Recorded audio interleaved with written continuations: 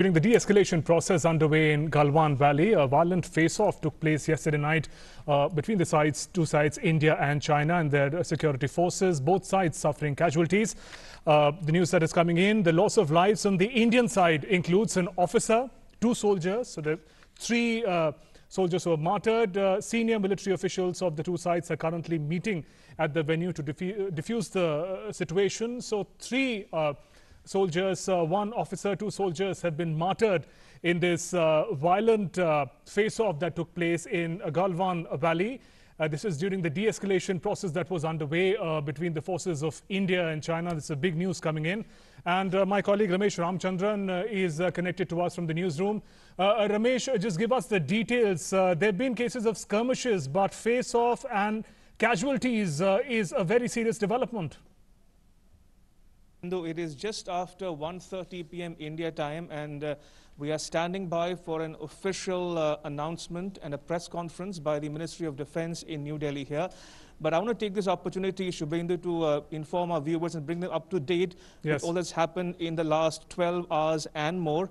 As you mentioned in that opening remarks of yours, Shubhendu, we have lost 3 Indian military personnel, 1 officer and 2 soldiers killed at the violent standoff in Ladakh. And ironically, this has come at a time when both sides, India and China, are in the process of de-escalation at the local level in Ladakh. Ironically, we have not heard from the Chinese Defense Ministry yet, but the statements coming out of Beijing, Shubhendu, seem to point out that China is playing the victim card and claiming that India unilaterally changed or crossed into what territory which they claim as theirs. So we are standing by for an official statement from the Indian side at the press conference in just a few minutes from now.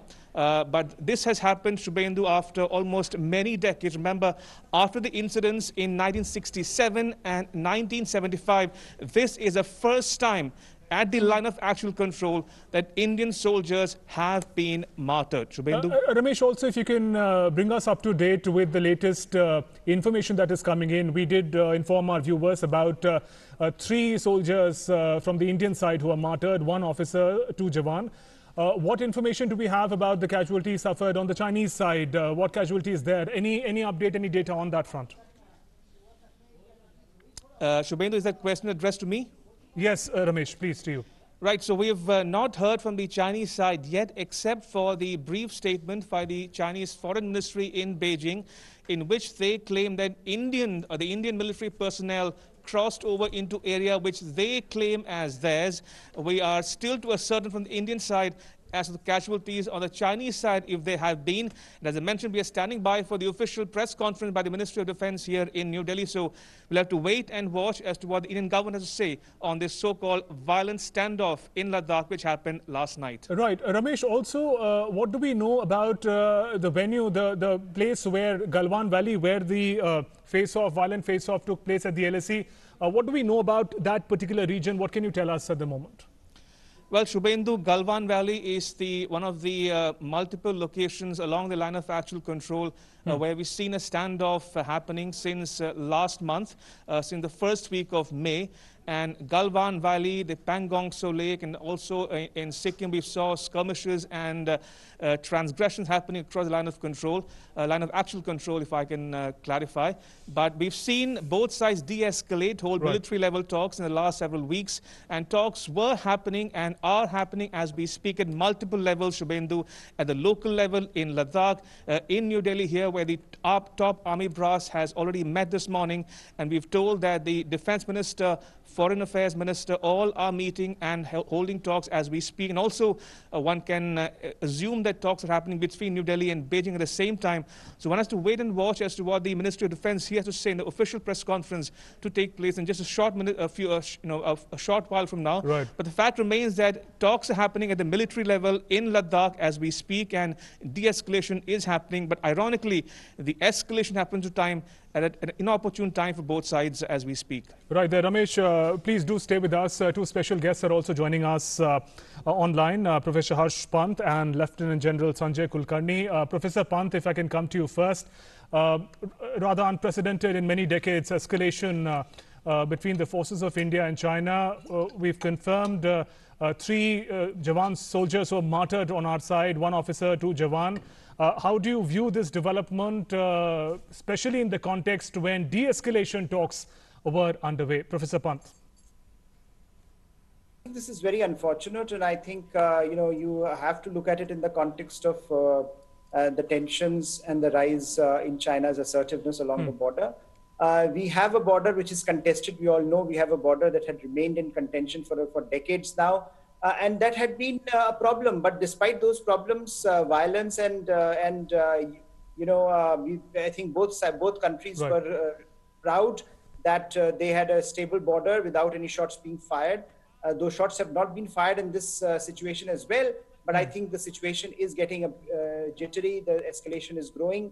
And I think for the Chinese to also first resort to this level of violence and then to release a statement saying that India should not start trouble is also troubling, because that shows that they're completely insensitive at the moment to what perhaps is going on in India and how India will perceive what it's the killing of its soldiers. So I think by and large it seems to be a serious problem at the moment, and one hopes that diplomatic resolution comes sooner rather than later.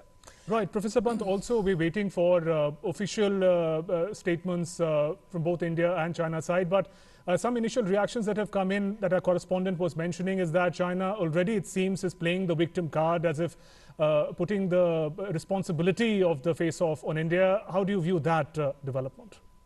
Absolutely, and that's the standard Chinese tactic that they always do that. They always put the blame on the others. And in India's case, they have always been saying that India is escalating trouble, India is creating problems. It is India's responsibility to de-escalate. And what we have seen on the ground, though, has been quite different. We have seen our senior military official level engagement that had been doing well, that allowed some disengagement process to begin last week. So it's very unfortunate that this has happened, because that derails the process and that vitiates the atmosphere in India. Chinese should understand that India is a democracy. Unlike China, which is an authoritarian state, Indian policymakers will take into account how Indians feel. So clearly, tempers will run high.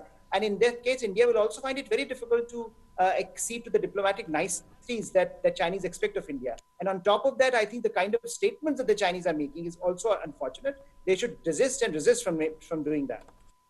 Professor आप हमारे साथ जुड़े रहे हैं। हर्ष जी, हमारे साथ lieutenant general Sanjay भी जुड़े हुए हैं। संजय जी, जिस तरह से हम ये मान पा रहे हैं कि जो 2017 के बाद एक डोकलाम पर गतिरोध बना था, उसके बाद सबसे लंबा गतिरोध हम इसको मान सकते हैं जो खास तौर पर LAC के पर चीन और भारत के बीच हुआ है।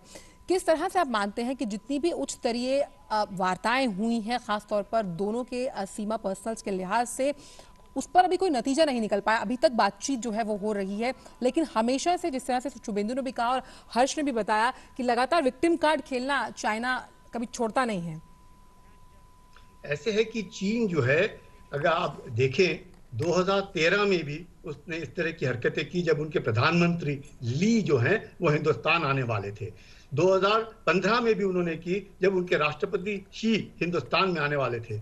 2017 में उसने दोबारा डोकलाम में किया, और फिर 2018 में वुहान की बातचीत हुई जब अपने प्रधानमंत्री उनके यहाँ गए। तो आप देखिएगा ये जो चीन है, अब आज की तारीख में मुझे लगता है कई एक कारण है, और जब मैं इसको 62 के साथ देखने की कोशिश करता हूं और जिस तरीके से उनके जो स्टेटमेंट, पहला स्टेटमेंट उनके फॉरेन मिनिस्ट्री ने दिया है कि हिंदुस्तान ने हमको उकसाया है, ये जो बातें हैं एग्जैक्टली हॉट स्प्रिंग में इसी माफिक 1962 में नवंबर 1959 में चीन ने 10 हमारे CRPF के जवानों को मारा था। हॉट स्प्रिंग में ये कहा था कि हम लोग उकसा, उनका कोई नहीं मरा, हमारे 10 मर गए। इसका मतलब क्या हुआ? ये जो बातें जो चीन करता है, और आज की तारीख में अगर हम देखें, वाकई जो चीन है बैकफुट पर है। चीन को लगने लगा है कि उसकी आर्थिक स्थिति डगमगा रही है, उसको ये लगने लगा है कि विश्व भर में उसकी भयानक निंदा हो रही है। जिस तरीके से महामारी फैल रही है, जिस तरीके से अमेरिका जबरदस्त दबाव डाल रहा है साउथ चाइना सी में, ट्रेड सैंक्शंस कर रहा है, उसको लगता है कि WHO में हिंदुस्तान की जो लीडरशिप है उसमें कहीं उसकी पोल ना खुल जाए। तो इस तरह के चीन हिंदुस्तान के ऊपर दबाव डालने की कोशिश कर रहा है, और उसके साथ अब पाकिस्तान जुड़ गया है। पाकिस्तान के एक जो उच्च मिलिट्री अधिकारी हैं वो उनके ज्वाइंट कमांड में काम करते हैं, वो हमेशा वो देखते हैं कि किसी ना किसी तरीके से हिंदुस्तान को किस तरीके से एक किनारे में ढकेला जाए। तो ये जो बातचीत का सिलसिला है, कई बार मुझे ऐसा लगता है कि चीन बातचीत से वक्त लेने की कोशिश करता है और वक्त में वो अपनी कैपेसिटी बिल्डिंग में लगा रहता है। हम भी कैपेसिटी बिल्डिंग करते हैं, पर आप देखिए ये जो एक्सरसाइजेस आप हो रही थी तिब्बतन प्लेटो के ऊपर, इस साल के शुरुआत से हो रही थी।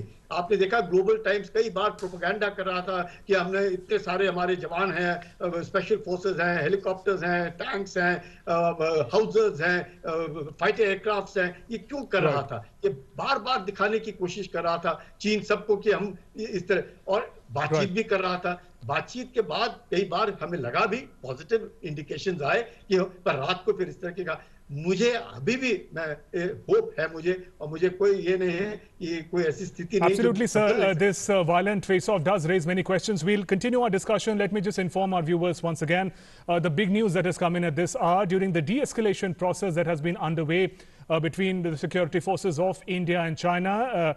Yesterday night, a violent face-off was reported at LAC. The location was the Galwan Valley. And in that violent face-off, casualties have been reported on both sides of the border. On the Indian sides, 3 soldiers have been martyred, 1 senior military officer and 2 jawans on the Indian side have been martyred. We do not have information as of now on the casualties suffered on the Chinese side. There is a broad information that casualties have been reported on both sides of the border. And this incident took place last night at the LAC, Galwan Valley. Remember, de-escalation process has been underway to sort out the differences between India and China. And Lieutenant General Sanjay Kulkarni and Professor Harsh Pant continue to be with us. Lieutenant General Kulkarni, I'll come to you once again, sir.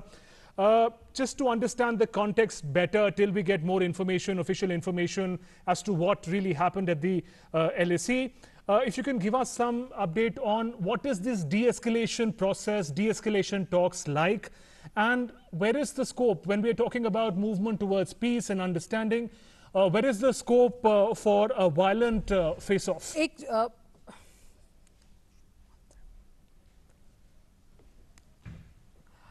However, we'd like to inform the viewers that Raksha Mantri Shri Rajnath Singh has reviewed the situation at a meeting with External Affairs Minister Shri Jaishankar and CDS and 3 service chiefs. That is the big news coming in, that the Defence Minister has reviewed the situation and he has taken a meeting with the External Affairs Minister Shri Jaishankar and CDS and 3 service chiefs. Well, as important meetings have in fact started on the development. Lieutenant General Kulkarni, the question that I had put just before this development was if we can better understand what is de-escalation talks, peace talks like at the LAC, and in that context, what is the scope for a violent face-off that has unfortunately happened at the LAC? If you can give us the broad picture till we have more information on the incident. I can tell you it is rather unfortunate that such an incident should have taken place. Believe you me, I have been part of these border personnel meetings at Bumla also. As Chief of Staff of 14 Corps, I have also been overseeing all these things at Chushul also. Whenever these talks take place, they take place under very cordial environment. And obviously, if both the sides, should they have anything to say, they state so, and the de-escalation process starts immediately. But of late, China has been a little assertive, China has been a little this thing, but never a violent face-off. Yes, in instances of push-pull, and that could be possible, though there are established protocols by which we have a banner drill in which both the sides distance themselves and go back to the respective areas. Now, coming back to the Galwan Valley where such an incident has taken place. Galwan Valley obviously does not have troops which are facing eyeball to eyeball. You only go there for patrolling. And if there are only troops going for patrolling, as an indication, imagine a colonel losing his life at Galwan is an indication that they were so very close that they could be able to fire on one another. Now, this is something which is absolutely unfortunate. Because once the de-escalation, especially when the Corps Commander, General Harinder, has had a word with their general across, and after that, there were instances and there were probably some positive indicators that were coming, that at Galwan, they were not face-to-face. At Pyongyang, so also they were moving back from finger 4 to the perception line of finger 8, and things were looking a little more better and positive. And suddenly, when such a thing takes place, is an indication. I look at it only 2 or 3 indicators that come to my mind are: one, that someone at the local level, since the incident has taken place at night, probably some, misunderstanding, one. Second, probably mistaken identity, two. Third, possibility that, maybe the lower PLA also have a kind of recruitment which is, for a very, very short time. And since they have a recruitment of a different pattern, some mistakes could have occurred. But the foreign ministry again giving a statement which is very, very unfortunate, inappropriate at all whatsoever, that the Indians have instigated us, or the Indians must not take unilateral decisions or actions at that level. No question. I can assure you there is no question anybody taking anyone from the Indian side. A mistake has occurred. If it's a mistake occurred at night, since it has happened at night, so much so that talks are still going on, things can still be brought down to the rail and stopped. But if the incident has occurred with instructions coming from somewhere, that is at the higher level or the commander level, then it is a matter of concern. Because never, I have been there for so many years, from 67 onwards till date, I can say for sure, yes, we do confront each other. Yes, there do happen a bit of a fist fight and pushing one another, but never a shot has been fired either in anger or in any provocative manner. The very fact such a thing is done, and a colonel, you can well imagine, a colonel is a commanding officer. A colonel is a very senior rank. A colonel having lost his life with two other men is indicative something serious has happened, and hopefully I think the things will not escalate from here onwards. There will be a hotline. The hotlines, I'm sure, must have been activated. The very fact that you have just conveyed that the Raksha Mantri is holding a high-level meeting in which all of them are there to ensure that things remain under control, do not escalate here and after. The Chinese government, I'm sure, will see things more positively. And now that they are on the back foot, they shouldn't aggravate the situation. But whatever be it so, an incident of this kind is very, very unfortunate. It should not have happened. Whoever has done it at the cost of the two countries. You will find it difficult to see eye to eye when such an environment is created, which is not conducive for further talks. Right, Lieutenant General Kulkarni, indeed unprecedented developments, especially in the context of a few decades. Once again, to our viewers, during the de-escalation process that has been underway in the Galwan Valley between the security forces of India and China, a violent face-off took place. This was last night, and casualties are reported on both sides. On the Indian sides, we can confirm that one senior officer and two soldiers have been martyred in the violent face-off. There have been casualties on the Chinese side as well. However, we do not have confirmed information on that as of now. This particular development took place last night. Also, what is the latest is that Raksha Mantri Rajnath Singh has reviewed the situation in a special meeting with External Affairs Minister Mr. S. Jaishankar, and also the three service chiefs on the situation developing at the LAC between India and China. There's a development that has just come in, and special guest Professor Harsh Pant and Lieutenant General Sanjay Kulkarni continues to be with us. Lieutenant General Kulkarni, another point on which we'd like your input is you rightly mentioned that the security forces, the political leaders have been working towards de-escalation of tensions at the LAC. At the same time, when this unprecedented incident has happened of violence, of face-off, where casualties have been reported, there is a certain posturing that China is doing that our reporters and correspondents have mentioned, in which it seems to be blaming India for the developments that has happened. So while high-level talks take place, what is this initial posturing suggesting? See, Chinese are known for giving a political statement. They try and convey in a very, very subtle manner that, look, please to our line. China sees itself as the center of the universe. China sees all countries around it as satellites. China wants to see itself as an Asian power. China wants to see that everybody must toe their line and must because each one of them, she has come to power with a hope giving to his citizens that by 2020, he would be able to double their per capita income. He would ensure unification of Taiwan with China. He would see to it that things in Hong Kong are not happening. Just the reverse has happened. He has not been able to double the per capita income. In fact, economically, the Chinese have taken a backseat. They see that things are not very rosy in Taiwan. Things in Hong Kong are absolutely going out of hand. World over, they have been condemned for the Wuhan virus that has spread all over, the pandemic that has gone all over. They see themselves on a back foot. They find, even though the Chinese have, if you see, have stocked themselves well for the next 4 months. China is stocked very well up to the brim for the next 4 months. So China knows that whatever be the international situation which will now corner China, the Chinese are well self-contained. But at this point of time, when China looks itself as one of those powers in the world to be, I won't say it's a bipolar world, but definitely it wants to see itself. It does not like India, in any case, seen to be a competitor to China in any field. Notwithstanding that, the Chinese should not have done what they have done.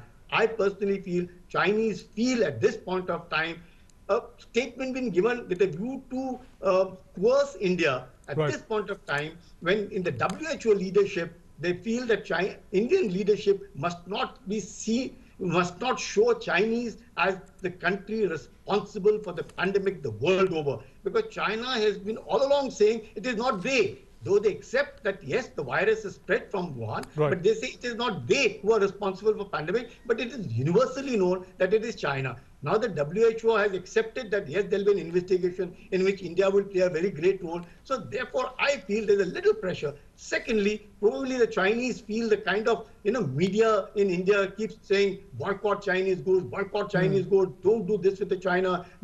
They feel that, yes, slowly and steadily, it's a $100 billion business that they do with India. There's going to be a big setback. As it is, they are on the back foot economically, with no trade with India, because the entire economy of China is export based, and if they are not to export to India or to countries, and if they start boycotting things like this, it will be very, very difficult for China to be able to live economically. Right, sir. We'll take this conversation forward, sir. But before that, let's get some fresh updates from the ground. Defense correspondent Nandita Dahiya is joining us on phone line. Nandita, unprecedented developments at the LAC. Casualties have been suffered on both sides, both India and China side.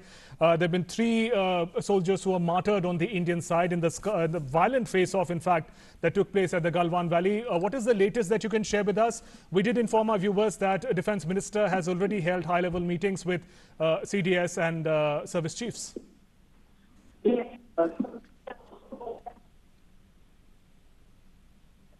Nandita, if you could please repeat yourself, there seems to be some technical issue. Actually, the signals here are not very good, Shubhendu, but still the Prime Minister and the National Security Advisor have also been apprised of the situation. Okay.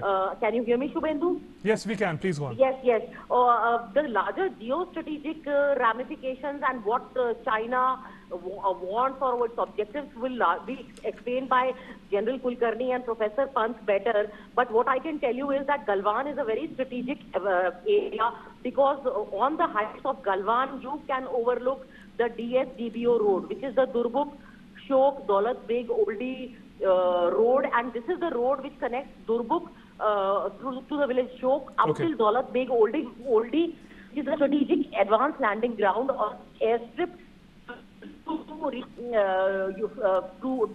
carry fuel and ammunition, also logistics up to the to our troops in the forward sectors. Also, it is the lifeline to Siachen, also Karakoram ranges. Also, this is the only axis of India which connects the Indian mainland to this forward landing ground, advanced landing ground, Daulat Beg Oldie. And since the Chinese, what the Chinese Foreign Ministry has now reacted is that they are saying that India should not take unilateral action. But Indian Army maintains that India has carried out an action which is equal and commensurate and equally and in proportion to what the Chinese PLA Army has done in the Galwan Valley area. They had the Chinese probably they have not really said so in many words, because the Chinese we cannot take them at face value, first of all, and even they have not in the past 70 years since 1960, even after the war of 1962, they have shown their reluctance to define the LAC, demarcate the LAC, or even they have refused to change maps on what their perception of the LAC is. We know their perception of the LAC up to where their patrols go. And in Pangong, so their patrols used to come up till finger 4, our patrols used to go up to finger 8. And these violent scuffles, certainly, yes, they were not rare, but they were not very usual, but they were not rare either, because they used to take place when and whenever the time and place of our patrols and their patrols used to come face to face, and that's when a face-off used to ensue. But now what has happened is that they have camped in the Galwan Valley with durable tents, defenses, bunkers, and the army is, we are not getting too much of details or information from the army, Shubhendu, but just to say that along the Shok River, where the Chinese are and where we are trying to evict them from the Galwan Valley, the Chinese have a clear line of sight on the DSGDO, Durbuk Shok Daulat Beg Oldie Road, which is along the Shok River. And therefore, it is very, it is strategic for us, and it is our territory, because this was one area where the Chinese we had no dispute with the Chinese. We had dispute with them along in Pangong, so and several other sectors along the LAC, which is dividing Ladakh and Aksai Chin. But this place, which is, if I could give you a geographical or idea of its location, is northeast Ladakh, and it is west of this place called Galwan. It's situated along the Galwan River and the confluence of the Galwan River and the Shok River. That is where our 2 ITBP camps are there. And now for the past 2 months, past almost 1.5 months since this basic incident of violent scuffle between stone throwing and as well as beating with sticks and stones, etc. That violent video that was broadcast on several TV channels and other media also. After that, we are actually mirroring, and our troop deployments are actually equal and if not more than the Chinese deployments. Their artillery guns, their infantry, armored personnel carriers, we also have artillery guns on our sides. I'm told we have about 20 guns on our side. So this was being mirrored just tip to toe, just as the Chinese were doing. And suddenly, yes, this is clearly it is out of the ordinary that this border, which had remained peaceful, has suddenly erupted in violence, because